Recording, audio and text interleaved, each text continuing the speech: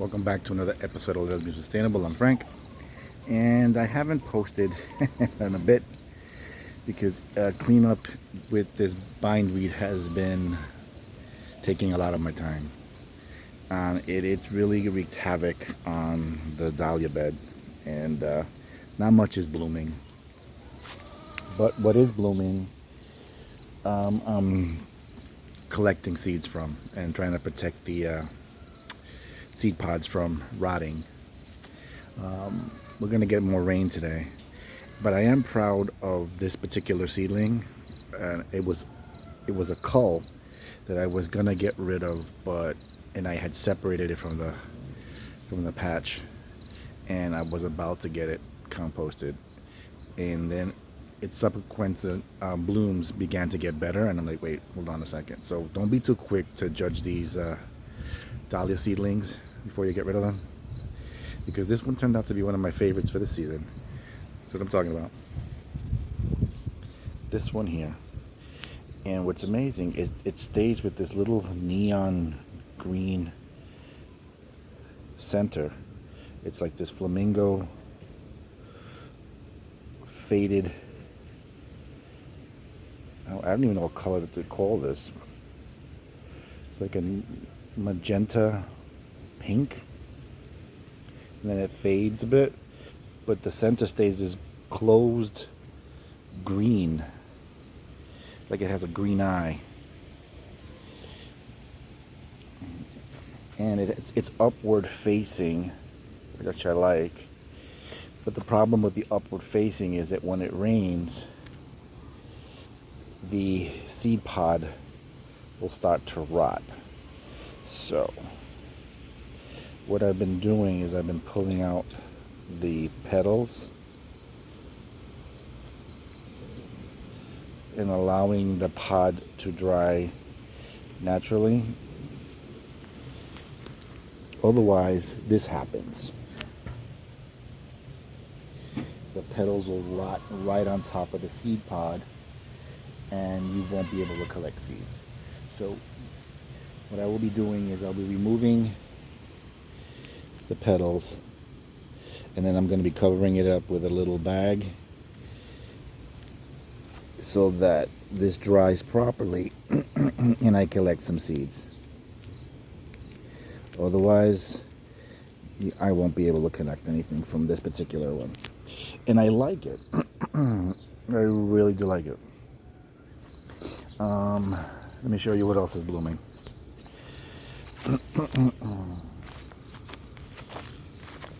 This one here, it's really more burgundy than it is red.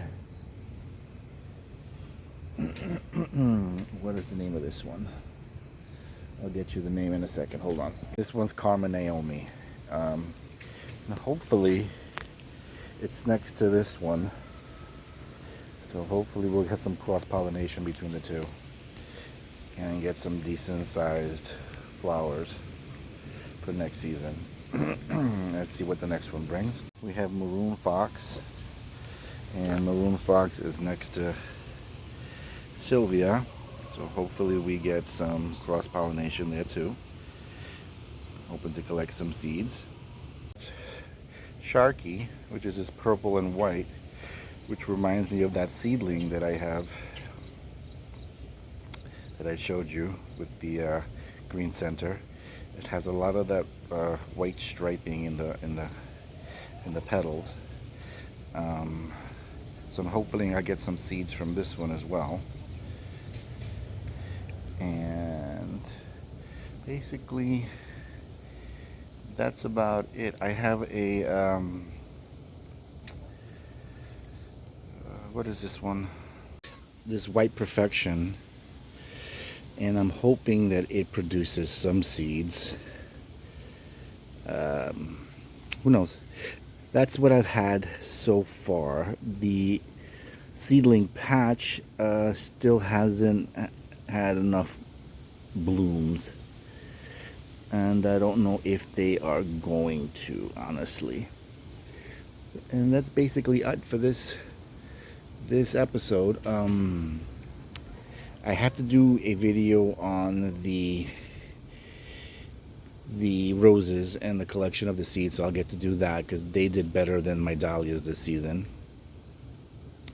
But I will get that. And someone asked me about why I pull the petals, so I'm gonna show you a good example of that. I'll be right back. Here's a good example of why I pull out the petals. This is an upward facing bloom, but if I leave it there, those petals will start to rot. And when they rot, it will rot the whole seed pod. But if you look, I'm just going to get closer. Let me focus.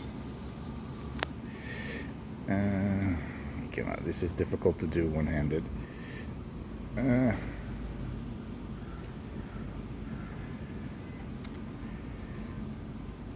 Okay, I don't know if you can see the seed pods, the seeds inside the pod. They're in there. You see a little dot at the end there. There's a seed. So I pull this out, and it should just come right out. If it's ready, see, this just came out. Wait, let me pull back some.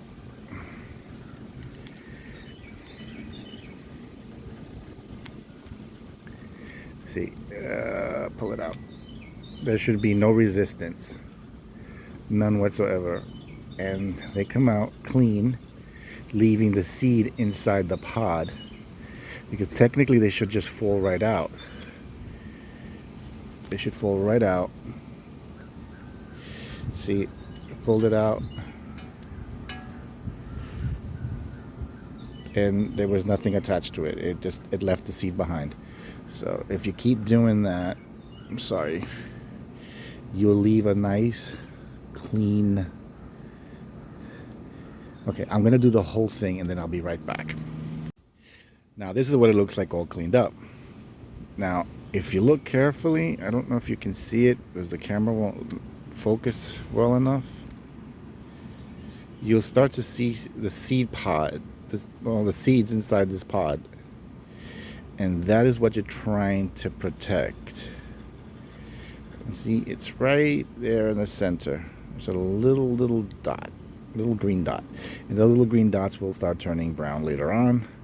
So you want to protect this seed pod and let it dry on the stem. What I will do is I would cover this with a little bag to keep the moisture from falling in to the pod, because that's when it starts to rot. Because usually the seed pods on a single will face downwards like this, and the drops will come out. But since these pods are like this straight up, it accumulates rainwater in here, and this is why they rot. This is why I cover them. This is why I pull out the petals, so to give them enough time to dry out, and it gives me a chance to collect the seeds for the next season.